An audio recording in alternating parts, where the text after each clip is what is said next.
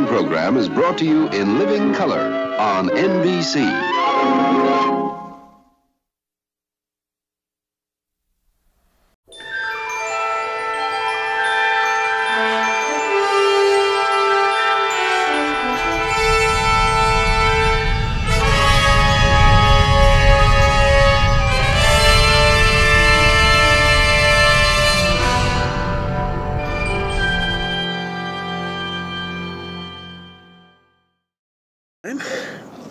Let's get this situated a little better. Okay. Alright, I think I may have figured a way out of our little, hellhole here. Situation. Except some careful consideration, of what we need for income to qualify from a VA loan, and realizing that actually we already have it, it's just not coming from me. So I'll leave it at that right there. Hopefully I'll know more on Monday after talking to a guy. And let's see, also on the list here, let's get the obligatory clickbait out of the way. Pewdiepie. I think he's doing good. He's pissing off the right people. And 53 million subscribers. How can you, he's doing something right. Language. What? There's kids in here. Oh. And hopefully that's a few thousand views worth right there. Now, let's get to the real nitty-gritty here. The garbage fire known as Star Trek Discovery. Midnight's Edge is broken. Apparently some pretty big stuff here, and it makes what we've been seeing so far make a whole lot of sense now. And yeah, they don't know what they're doing. Clearly, the people that did know what they're doing have been shown the door, or are being ignored. And we got a problem here, folks. It makes sense that they got Klingons that look nothing like Klingons. We got a ship that doesn't belong there, and we got uniforms that make no sense. And it's like, of course, because the one guy there who's a diehard, got shipped out early on, and okay. Apparently, Les Moonves, who I guess doesn't know a tractor beam from a tribble, thinks he's going to try and do a Star Trek show. And all right. Sci-fi aficionados have had trouble getting a handle on Star Trek. It is a specialized area, really. It is its own little subgenre all its own. So, Mr. Moonves, Les, Bobby, as a network executive, yes, you're a genius. You turned CBS into a juggernaut that can't be beat. You're buying up other... But let the people who knew the stuff do their jobs. I'm a diehard, and I'm not so sure I could really get this thing. I know I could keep the chronology straight for one thing, but as far as trying to shepherd all the production aspects, I know enough about TV production that I know what a backbreaking job it is, and people have died because of the, lives have been destroyed, and that's the good aspects. There's bad parts too, but basically, when you're being compared to Tom Rothman, that's not a good thing. Tom Rothman is an insult in the genre world because it's a term now for somebody who has no freaking business being anywhere near the creative process of a genre film like a sci-fi or a superhero movie, and yet has all the power in the world. And you wonder why they start failing after a while, because you can't fool the fans after a while, okay? And from what we've seen so far, I think just the explosion that happened when those pictures of Klingons sneaked out, that should be a big hint.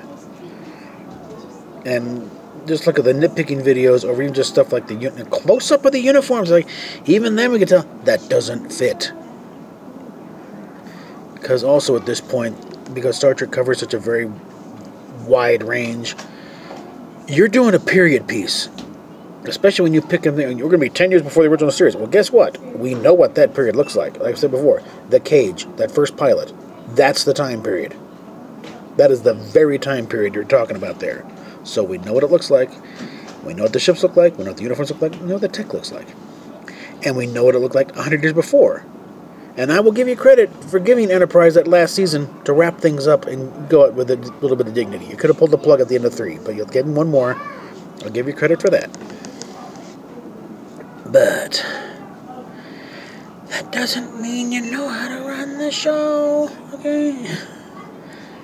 Let the people who know this stuff do it, okay? In fact, I'd suggest some names to bring in at this point. I mean, I'm nothing against the people who are doing it currently, because I'm sure they're fine in their jobs, but it's like, you got to bring somebody who knows Star Trek. I mean, like, again, I invoke Ron Moore on this thing. If you're doing something like this, you better have somebody who is a true blue foursquare believer in the timeline and canon, and is going to be able to say, no, it looks nice, but it doesn't fit. It's out. You know? And the first thing I do is, if you got Netflix breathing down your neck saying they want their money back, and have to consider all the zeros at the end of that number, it's like, you better, I think, consider just throw the brakes on the whole thing while you can still salvage it. And bring in some folks like, say, Ron Moore and Ira Bear, and some people who are real hardcore, know this stuff like the back of their hand. Bring in the design people who also can give you a 23rd century item and a 24th, and just, off a napkin sketch.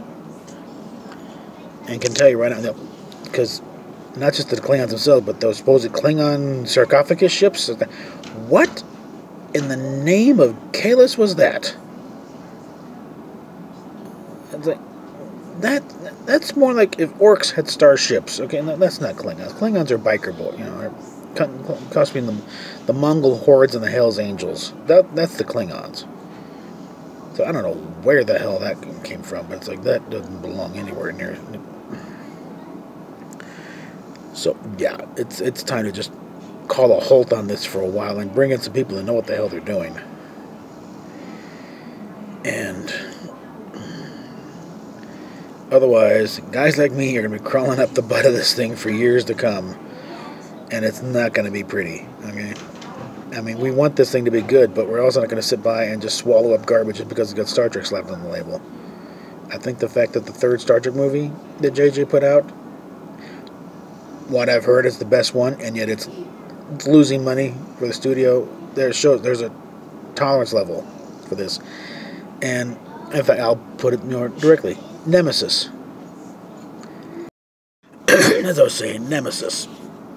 That movie didn't even open. It got beaten out by a Jennifer Lopez rom-com.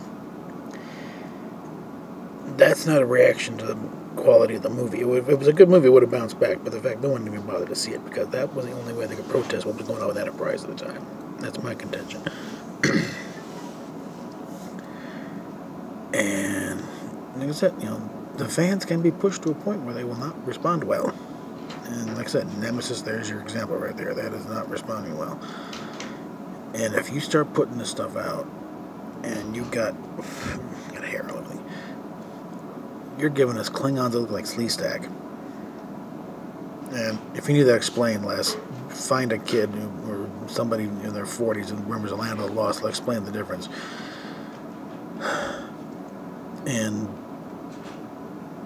Klingon ships look like something out of Lord of the Rings. It's like, this is going to be the biggest disaster ever to hit the screen. Okay, I'm not sure you could really kill the franchise at this point, because it's transcended all that. But you will definitely make it and give it a major hit if you go forward this thing as is. You've got to throw the brakes on this and get the people in there who know what they're doing and who know this period that you're doing it. Let me put it this way. You put this out, it's like having somebody show up in Dodge City,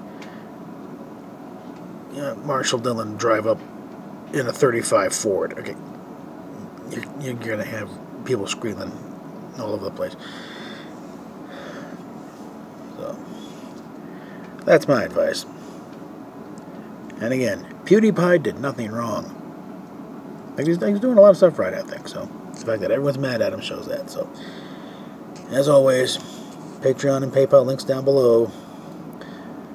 And like I said, I'm seeing a way out, but it's going to be weeks at best. So, we still need some help here, guys. So, get back to you later.